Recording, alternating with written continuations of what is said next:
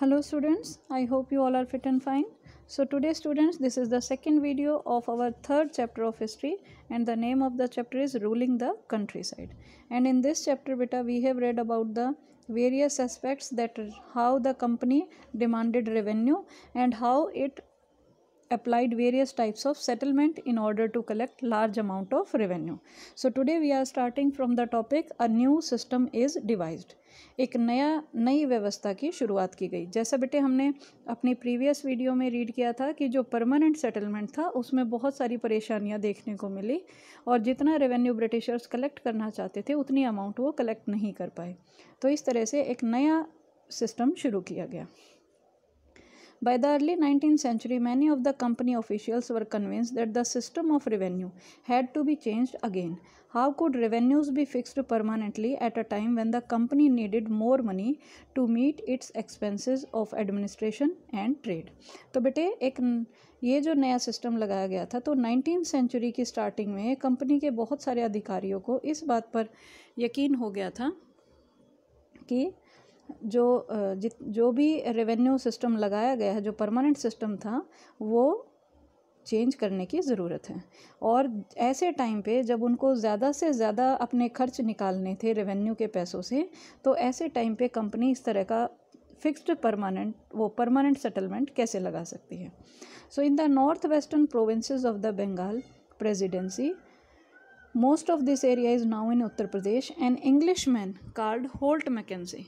तो Holt Mackenzie नाम के एक जो ब्रिटिशर थे उन्होंने 1822 में एक नया सिस्टम लागू किया बेटे और एक नई व्यवस्था तैयार की। He felt that the village was an important social institution in North Indian society and needed to be preserved. तो बेटे उनका ये मानना था कि जो भारत का उत्तरी भाग है वहाँ के जितने भी गांव हैं उनको संभालना बहुत ज़रूरी है, उनको बचाए रखना बहुत ज़रूरी है।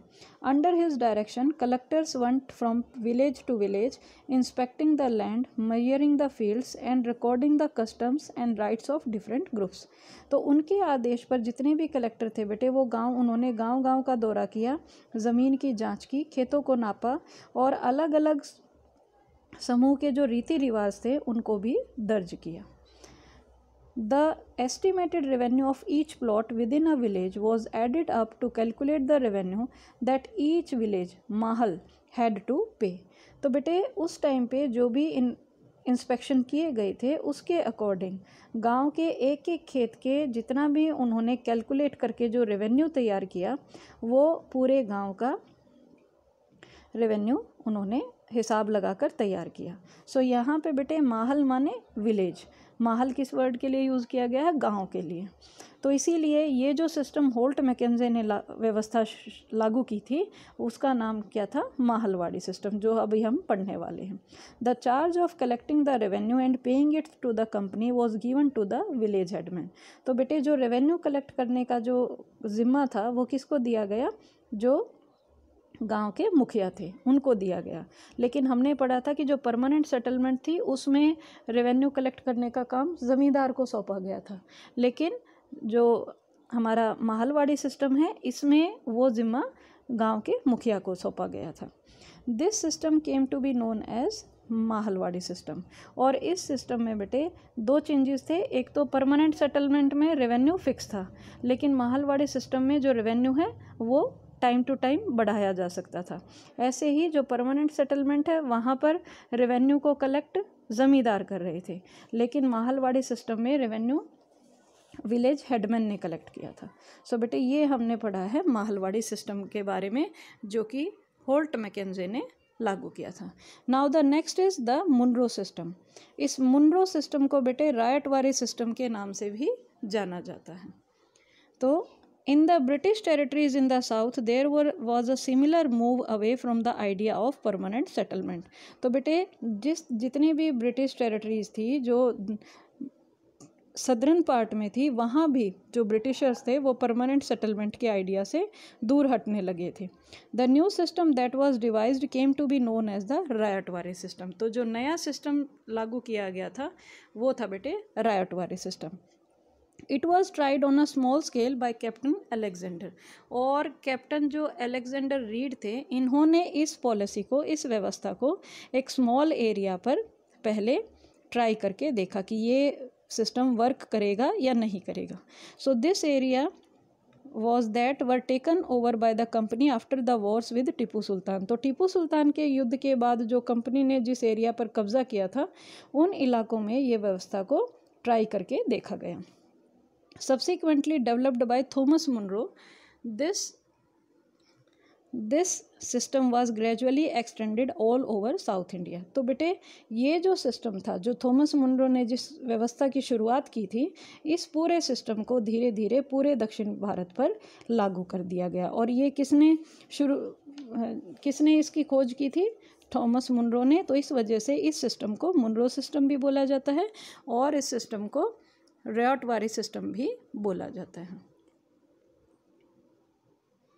Reed and Munro felt that in the south there were no traditional zamindars.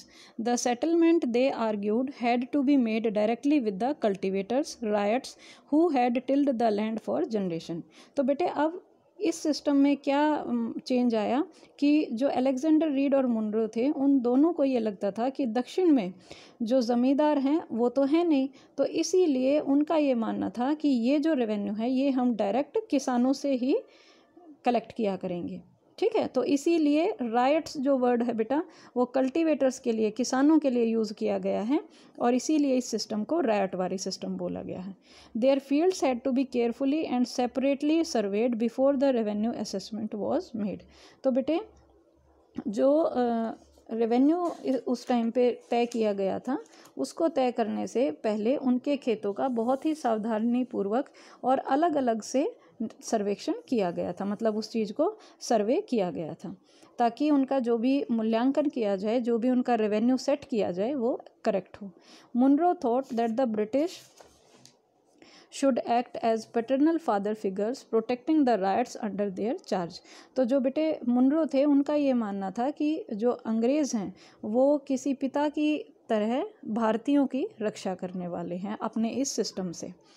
Now the next topic is all was not well. तो हालांकि बेटे जो मुनरो थे, उनका ये मानना था कि जो रायटवारी सिस्टम है वो भारतीयों को हेल्प करेगा, लेकिन ऐसा बिल्कुल भी नहीं था, सब कुछ ठीक नहीं था। Within a few years after the new system were imposed, it was clear that all was not well with them. तो बेटे जैसे ही नया सिस्टम लागू किया गया, उसके बाद बहुत सारी समस्याएं दिखाई देने लगी। Driven by the desire to increase the income from land, revenue officials fixed too high a revenue demand।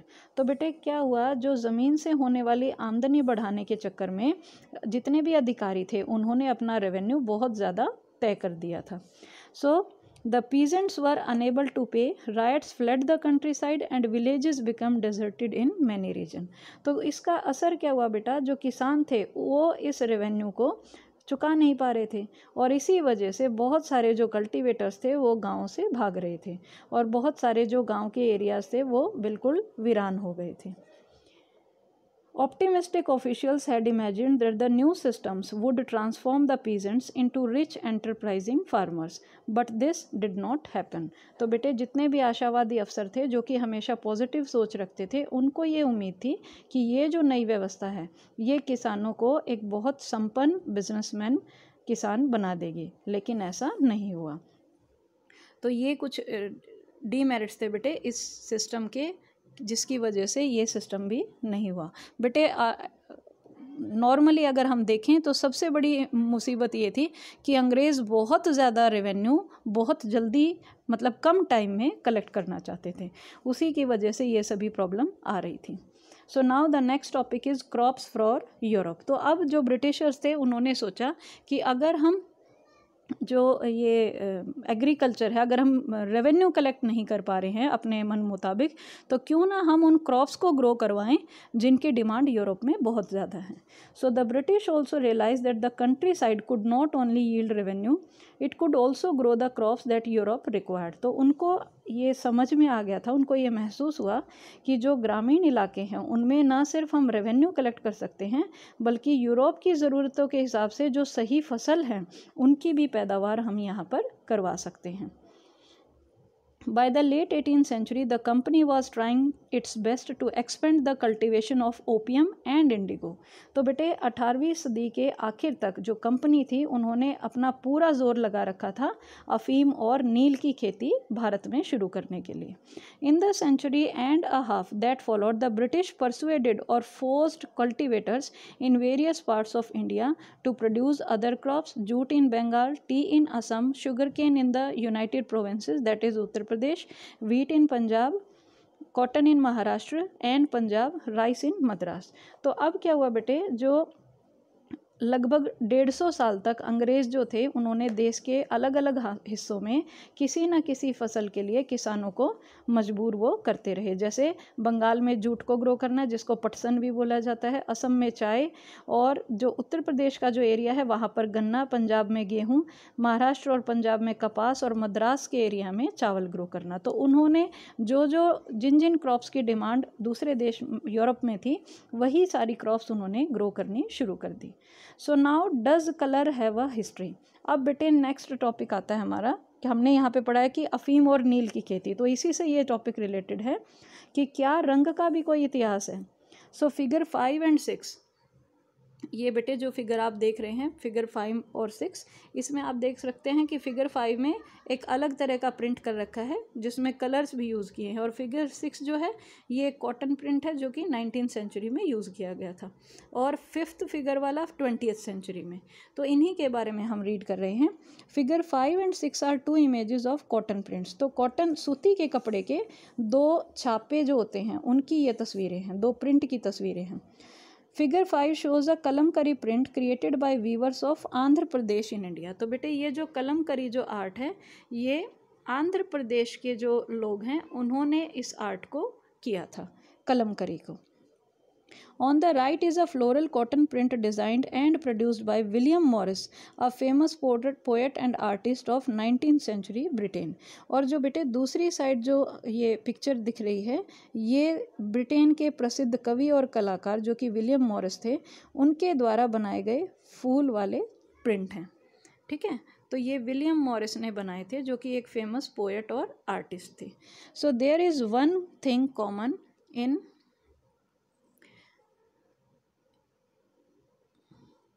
In the two prints, both use a rich blue colour. तो बेटे दोनों ही जो पेंटिंग्स हैं, दोनों ही जो प्रिंट हैं, इनमें एक चीज़ समान है कि दोनों में ही गहरे ब्लू कलर को यूज़ किया गया है, कॉमनली कॉल्ड इंडिगो। और इस जो ब्लू कलर को यूज़ किया गया है इस कलर को इंडिगो बोला जाता है, जिसकी खेती ब्रिटिशर्स ने भारत में करवाई थी, जिसको नील की खेती बोलते हैं। Do you know how this colour was produce. तो क्या आपको पता है कि ये कलर जो था उसको किस तरह से उगाया गया या प्रोड्यूस किया गया।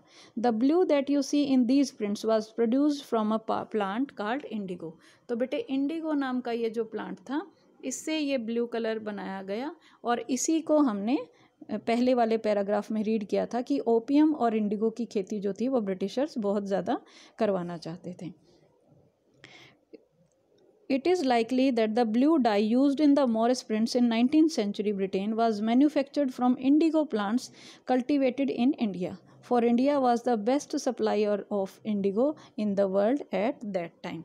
तो बेटे उस टाइम पे जो भारत था वो दुनिया में नील का सबसे बड़ा सोर्स था, सबसे बड़ा सप्लायर था उस टाइम पे, जिस टाइम पीरियड की हम बात पढ़ रहे हैं।